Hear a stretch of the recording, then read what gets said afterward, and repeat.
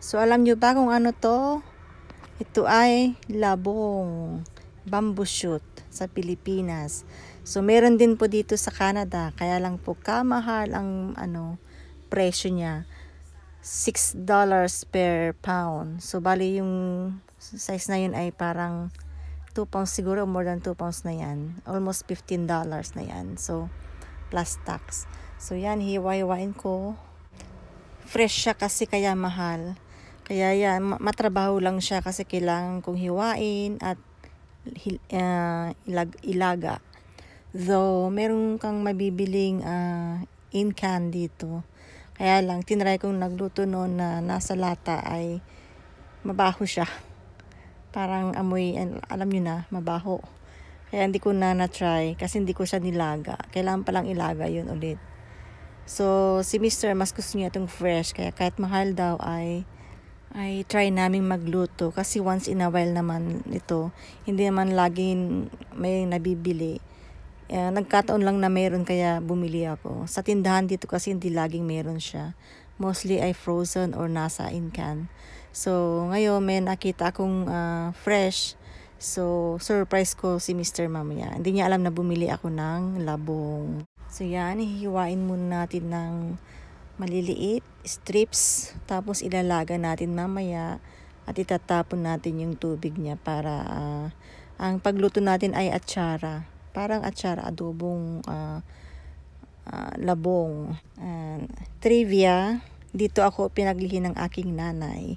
Pinaglihi daw niya ako sa labong. So yun ang hindi ko makakalimutan na sinabi niya sa akin. Pinaglihi niya ako sa labong at sa araw. Ayaw niyang lumabas noon nung pinagbubuntis ako. Ayaw niyang lumabas ng bahay at gustong gusto niyang kumain ng labong. So dito sa Canada, kung meron kang nakitang pagkain na galing sa Pilipinas or Filipino food na pwedeng iluto ay sunggaban ka agad habang meron pa. Kasi minsanan lang, madalang lang siya. Yung Asian food, tropical vegetables ay minsanan, once in a while lang siya nakikita dito. Unless frozen. So yan, hugasan muna natin siya ng tubig. Yan, hugasan.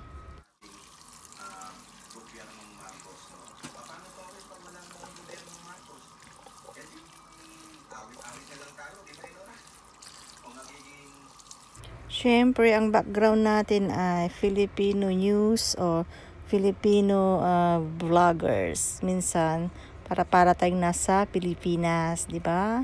Yes, Gibo, di ganun na lang. No? Pero ngayon, as of now, we are supporting this current administration. Kaya ano pang sabihin ng dalawang kulay na ito. O, pasok, pusin. Yan, naugasan na siya. Lagyan natin ng tubig at ito ay ating ilalaga. Yan.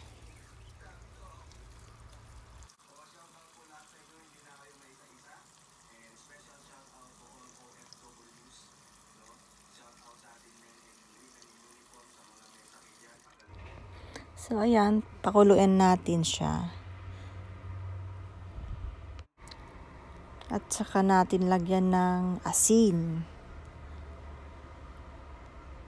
Yan, lagyan natin ng asin. So, bali itong marami rin siya, kaya hahatiin ko siya. Pagkatapos kong ilaga, yung kalahati ay gagawin nating atsara. Igigisa natin mamaya. Tapos yung kalahati naman ay iluluto ko bukas. Gagawin kong dinengdeng. Lagyan ko ng pritong isda at saluyot. Kasi meron kaming tanim na saluyot. So, lalagyan ko siya ng isda at saluyot bukas. Yan. Ginisa ko na siya. Hindi ko na videoan.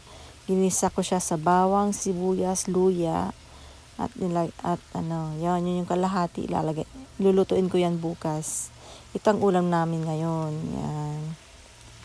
Yan. Ginisa ko na siya.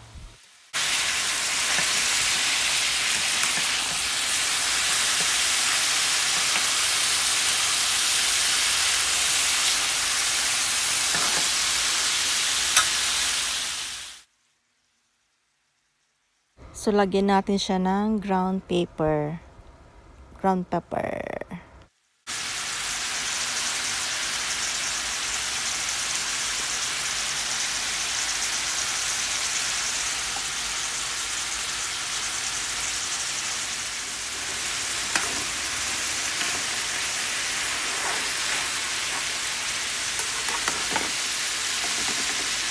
Bali, dalawa lang naman kaming kakain ni Lakay.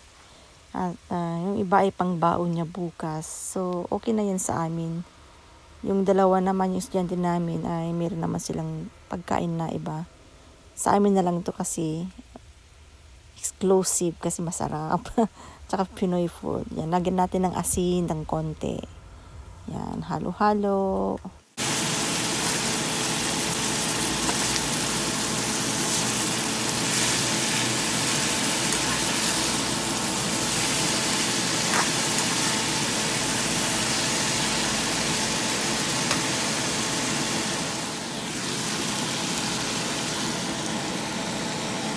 So yan, malapit na siyang maluto. Lalagyan ko siya ng apple cider vinegar or kahit anong klaseng vinegar. Pero yung sa akin, ang ginamit ko ay yung aking sausawan kasi may mabango siya.